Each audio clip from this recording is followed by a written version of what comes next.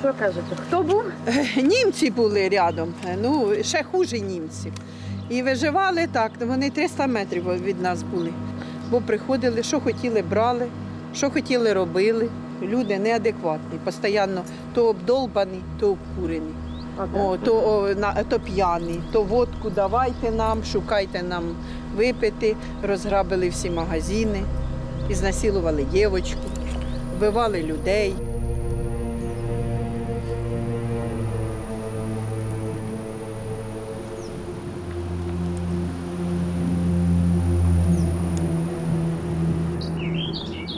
26-го вечора вони заїхали.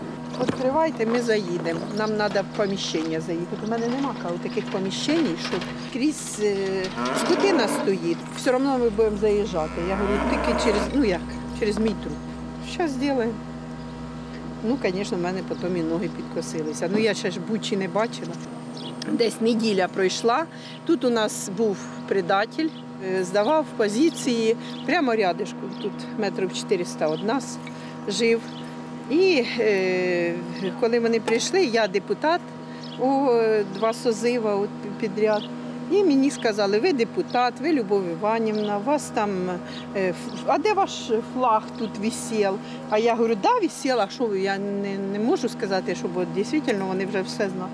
Я говорю, да, висів, я ж не прийшла не на Красну площадь з цим флагом, я в себе на Україні і повісила флаг, висів флаг. Потім якось прийшли, ми в підвалі всі спали там 4 на 4 підвали, нас було 15 чи 17 чоловік, я не пам'ятаю, скільки там вже ми в цьому вони нас вистроїли, всіх к стінки. Ми взагалі думали, що вони і гранату держать, і грається нею. Я бачу, що він випивши, я отак дивлюся, думаю, ну зараз впаде, я там розумію, думаю, зірветься, і ми злетимо вместе з цим погрібом. Да, вот эта дырка, вот это сюда миномет попадает, и вот эта взрывная волна, такое сразу окно выбивает, 3 коровы выбила, убила, то есть. Ми їх подорізали, я порубала людям, розвезла, роздала. Корови тільки 4. Телята маленькі, мамочки з поросятами і баранів багато, 60 голов баранів. Трактором і що?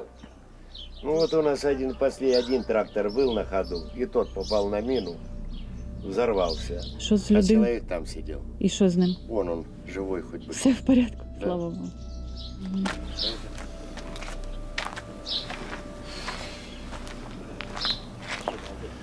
А с машины решето сделали. Когда уже захватили, они возле до школы их отогнали. И наших ребят им много положили, снайпера. Кабак Леха, ну ему где-то лет под 40 такой где-то, молодой. И тот. Потом Валеру, кота. Тот вышел из погреба, вышел и глянул, хотел глянуть, окна целые или нет. И с автомата его наповал. Он милиционером работал, на пенсию ушел, ну уже пенсионер. Коноплю прямо они у квартире застрелили, двери он не открыл им.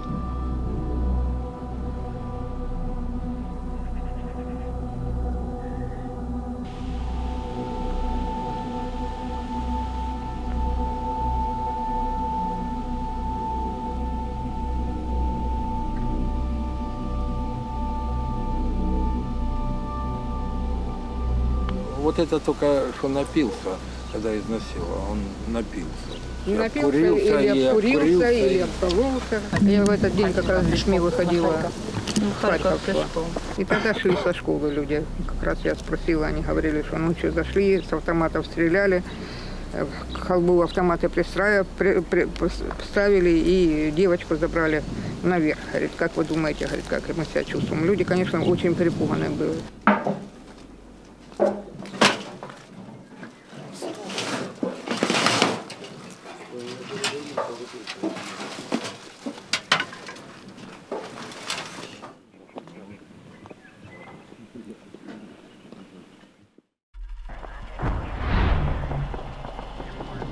Тут уже, наверное, надо окна приоткрывать, не?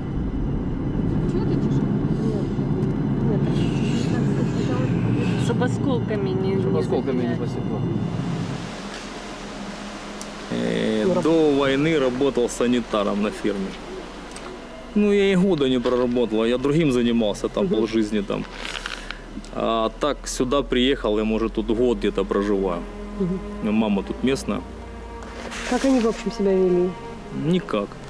Обычные люди, занимались все своими делами. Кто-то свиной кормил, кто-то тут по Кутузовке лазил пьяный. То есть, ну... Не, ну я про военных. Я за военных вам говорю. Тут, я же вам повторюсь, кадровых военных здесь не было.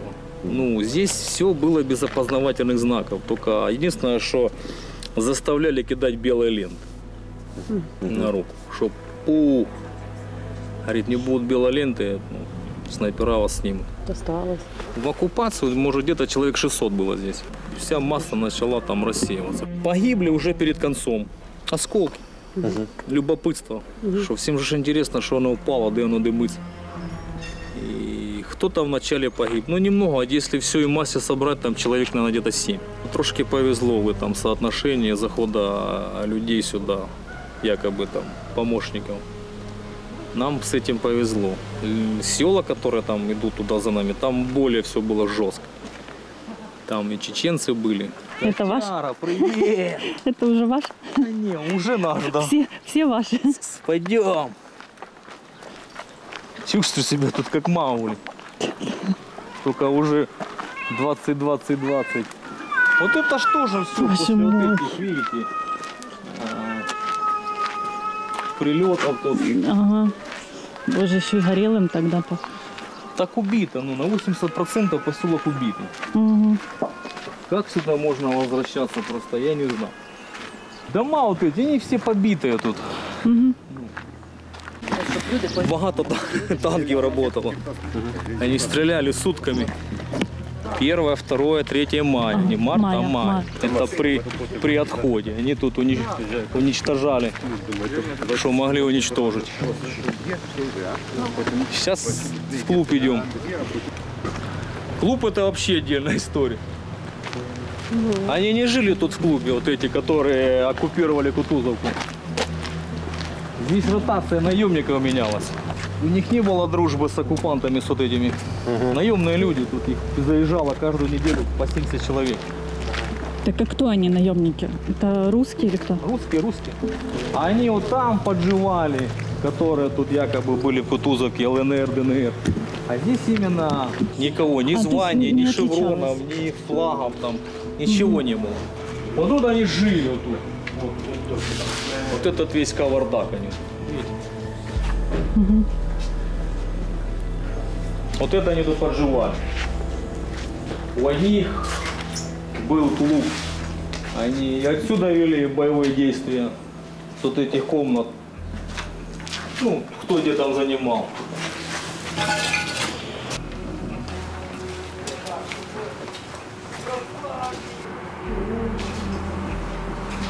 Наша территория была территория санитарная. Мы решили так, что проявлять любопытство нигде не будем. Ну, все там по инструкции, как когда-то нам говорили по радио. Чтобы сохранить жизнь, надо принять какие-то меры предосторожности и выжить. Русский? Где мы покажем? Можно я подходить не буду второй раз? Вот, подходите.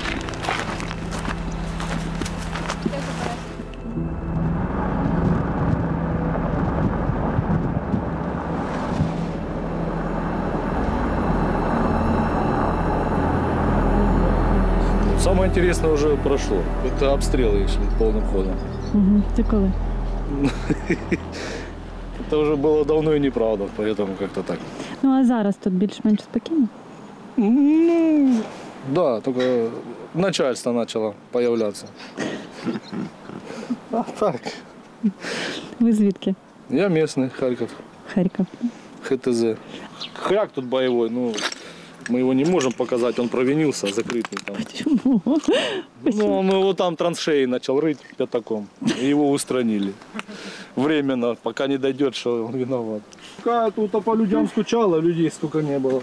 Ага. Услышала, увидела, тут с визгом пыталась забор прорвать. Боже. Неслась. Пару дней бегала, никто не трогал. Прибежит, убежит, пожрет. А потом начал с нами на пост припираться. И ночью там нарыв, бог упал. Леха! Пошли Ваську покажем. Васька, блядь, чепурися. Тебя снимать сейчас будут. О, я звук подал, чув. Василий! Во. Васька, выходи. Ага, что ловить потом ты его будешь. 4-5-0, труба, блядь. Бля! Все. Наглый, что докопает. У нас Васька на бетері поїде, на ротацію. Так Васька буде наводчиком на тому. Оце повар. Самий худіший в мірі повар. Ну зато вкусно готує. Як вас звуть? Олексій, Олексій, а ви звідки, Олексій? з Ізюма. Ви з Ну, взагалі Ізюма. родом з Луганської області. Чи очікували ви, що може початись таке повномасштабне? Ні, ну треба їх тепер долбити в хвости гріло, що робити. Ні, ну серйозно, теж не очікували, що Ти таке ніхто, може? якщо б мені сказали, я сказав, бо ти що, дебіл, яка війна? Ну дивіться, я теж з Волчанська. І в Волчанську навіть моя жена теж, типу, якби, не вірила до останнього, 100% ні. Ну я сам родом з Львова. І моя вся сім'я вже давним-давно знає, хто такі росіяни. Розумієте? Бо на Західній Україні якось у нас не популярні русські люди. Ну, да. Можна одним словом їх назвати, редиска. Что значит нехороший человек? Нехороший человек. Плохой это когда он лежит, не шевелится. Нефайна людина. Так, а что тут шаримся? Дай, блин, нормальный нормальная Дай нормальная людина. Какой? Он за углом стоит. Он не качкарится. Давайте, чекайте. Вот идите, покажу владение свое. Вот что у меня тут есть. Всего по чуть-чуть. Ось лежит. Ось крупы, все, овощи. Де ваша сім'я зараз? Моя в Изюме. Вот. Лохами. Вона не встигла виїхати? Не успели. А родителей я уже не слышал. Года, наверное, 2. Я не знаю, живы они или нет. Мать, отец, брат, сестра. Под сепарами остались, когда в 14-м это еще началось. А семья, ну, супруга и дитина, донька, вот, в Изюме, под Орхами. Короче, у меня вообще всю жизнь просто А чому з везет. батьками не спілкуєтесь? Тому що... Связи нету. Давным-давно. Они ж связь МТС убрали, у них там сейчас своя какая-то связь. Так, і ви не можете, ну, Ні. вони не можуть приїхати? Они не выездные. Особенно Ваську не забудьте, Васю, это все.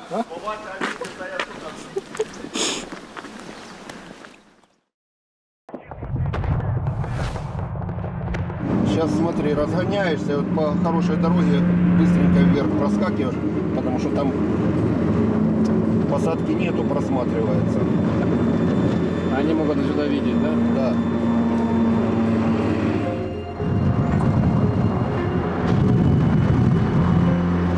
Ага. Вот наша гуманитарка здесь раздают. Ну, вот, а вот это вот то, что осталось от ТК. Позаду нас наш гуманітарний центр, який був завжди перлиною культури. Там танцювали діти, були міжнародні концерти, фестивалі, театри. Під час війни ми його використовували як гуманітарний центр, який не пов'язаний жодним чином з військовими. Там були засоби гігієни, харчування. Да? Місцеві мешканці звідти роздавали гуманітарну допомогу, підтримку. І ворог знищив наш будинок культури ракетою великого враження.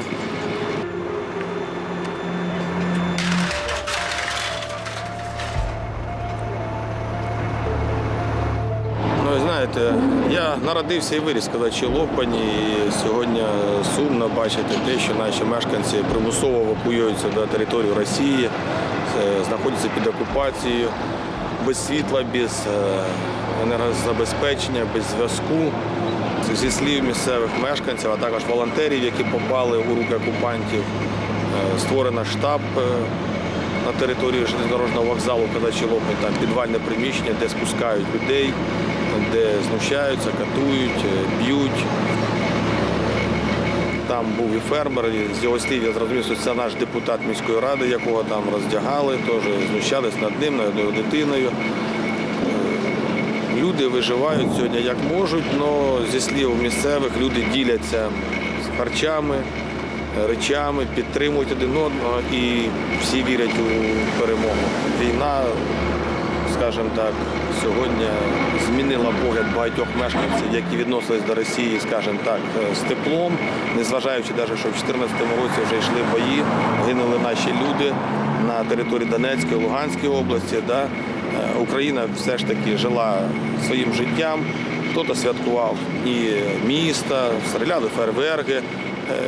Я і себе теж звинувачую в цьому, що ми не відчували на собі тоді прямо ту біль, яку переживали люди на тих територіях, де йшли бойові дії. Сьогодні це коли коснулось кожного. Сьогодні вся Україна об'єдналася, стала на захист. Навіть якщо подивитись, що в 2014 році наші крупні бізнесмени не підтримували дуже там наших військових і не підтримували волонтерський рух.